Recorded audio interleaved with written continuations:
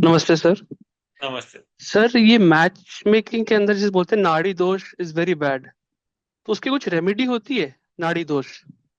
अगर problem identified है तो सॉल्यूशन भी आइडेंटिफाइड है, डिस्कवर्ड है, रिजल्ट है, जो मर्जी कर लो, रेमेडी की जा सकती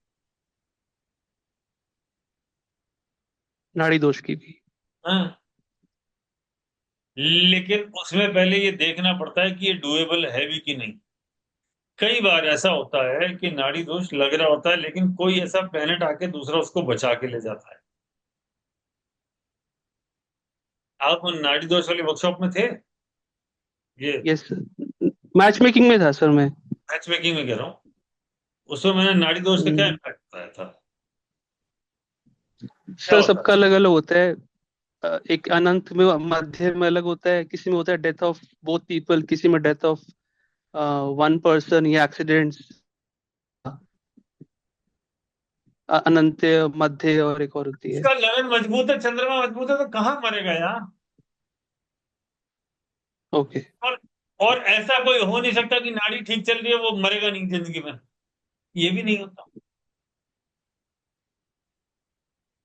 कई बार कहते हैं कि प्रोजेनी पे भी शायद इशू आता है। उसके पीछे पूरी डीएनए की जो साइकिल की, प्रोजेनी का जो साइकिल है, जो मेथड है, जो साइकिल है, उसका पूरा साइकिल का इशू है, वो आता है। लेकिन वो भी करेक्टेबल है।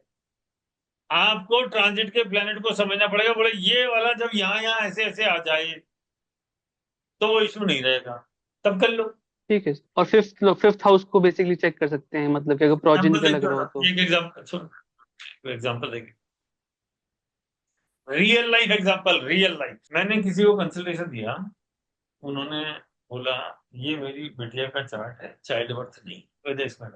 बोले जी क्या करें, आप बताओ। मैंने कहा जी देखो ऐसा है, पिछले साल की बात है। मैंने कहा इसको कह देना नवंबर से पहले तो ट्राई भी ना करे, नवंबर 2024 से पहले ट्राई भी ना करे। और ये उपाय करते रहे, है ना, आईवीएफ का प्रोसेस था, ट्राई भी ना करे, डोंट डू इट। आईवीएफ का प्रोसेस था। अच्छा, मैंने उपाय दिए, वो उपाय चल रहे थे, है ना।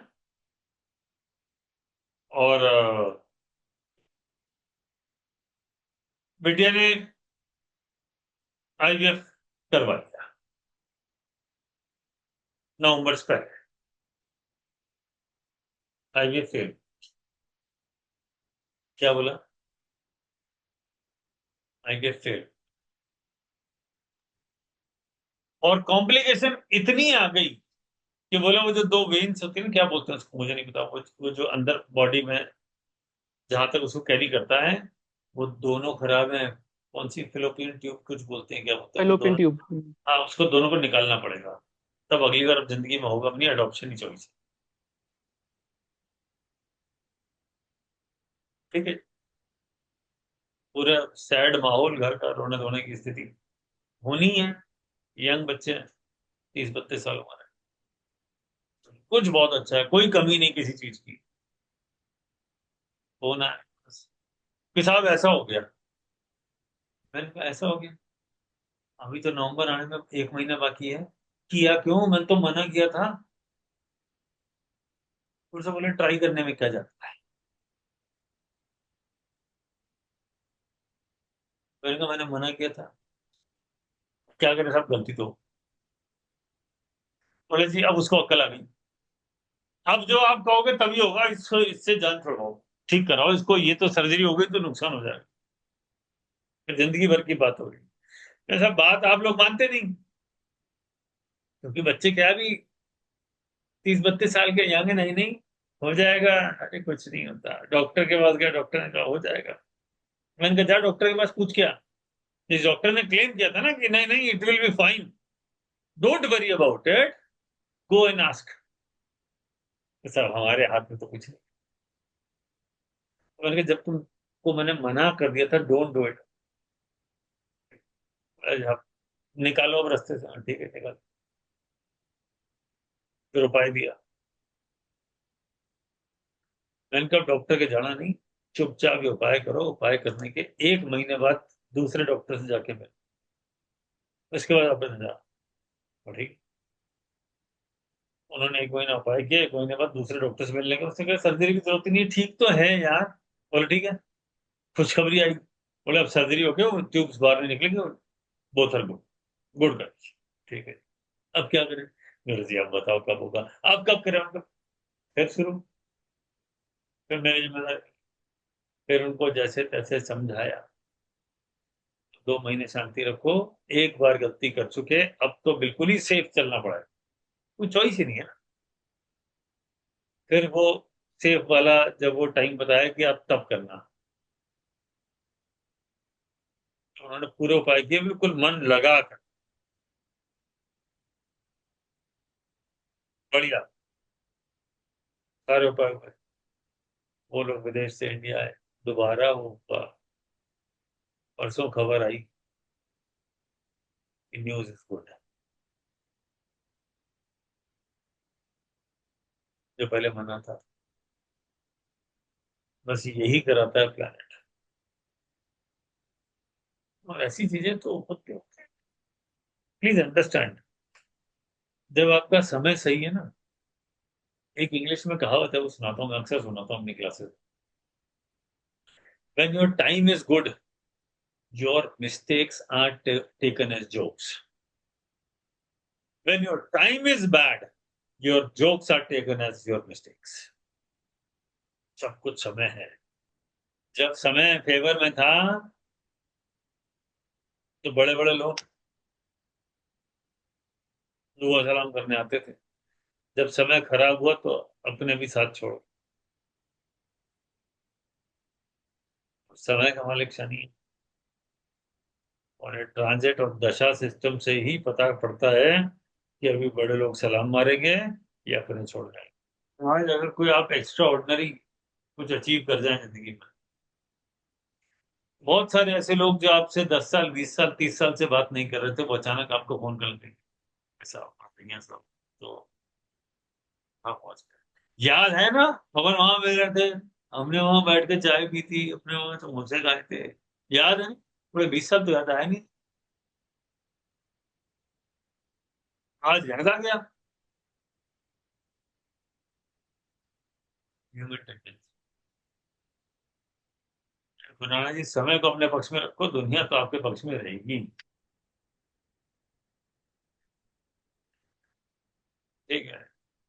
सर मेरा सवाल वास्तु से रिलेटेड है। जो पुराने रिस्ट वॉचेस होते हैं उसका इम्पैक्ट होता है क्या रखने पर, या उसको कहीं भी फेंक सकते हैं?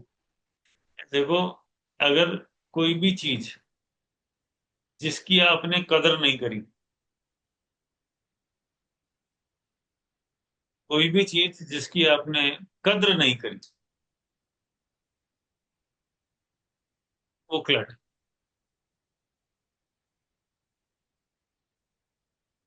चाहे वो घड़ी हो, चाहे वो घर में और कोई बड़ी चीज हो, कोई स्टूल पड़ा हो, कोई टेबल पड़ी हो, कोई बेड पड़ा हो, पुरानी कोई खाट पड़ी हो, कोई गद्दा पड़ा हो, कोई सोफा पड़ा हो, या आपका कोई रिश्तेदार, कोई रिश्ता हो, जो जिसकी वैल्यू खत्म, वो क्लटर। और जब वैल्यू की बात कर रहे हैं, तो ये चीज खाली घर के सामानों में नहीं है, वो आपके रिश्तों में भी है।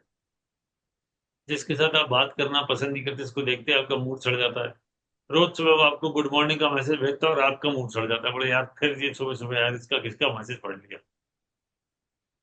तो वो आदमी भी आपकी जिंदगी में क्लटर ही है। क्लटर से बच के ही रहना चाहिए। क्लटर, क्लटर मीन्स कचरा।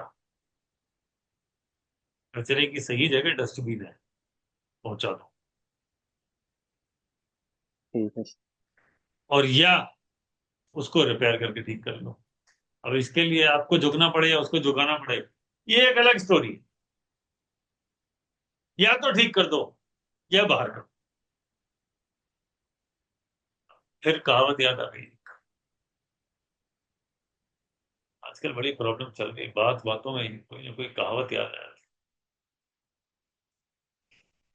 कहावत क्या है?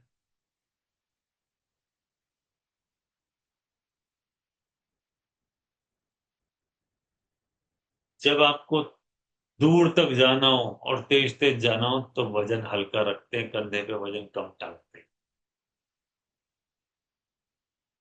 मैं ठीक कह रहा हूँ? अगर आपको थोड़ा सा चलना है तो आप थोड़ा वजन ज्यादा भी कैरी कर लोगे, लेकिन आपको 5 किलोमीटर वॉक करना है तो 2 अटैचियां, एक बैग सर पे टांग के, जैसे पुराने जमाने में रेलवे स्टेशन पे कुली लेके चलता था, वो करके तो नहीं चल पाओ। थोड़ा हल्का करो, कचरा साफ, remove clutter from your life, be it in your house, in your mind, in your heart, your feelings, in your relationship. Kill them. Remove. Throw them. बहुत सुख चैन, ओके सर। बहुत सुख चैन मिलता है जिंदगी। चाहे ये वास्तु हो, चाहे वो जिंदगी। थोड़ा ज्यादा फिलोसफी नहीं होगी। देख जरा चंद्रमा की तरह आज कौन सी राशि में देखना। सर शनि के साथ है। बस कुंभ राशि में सर। कुंभ, हाँ। नहीं नहीं, 12 शनि में है तो ना। 12 नंबर राशि में है। 12 में है, 12 में है। रेवती नक्षत्र।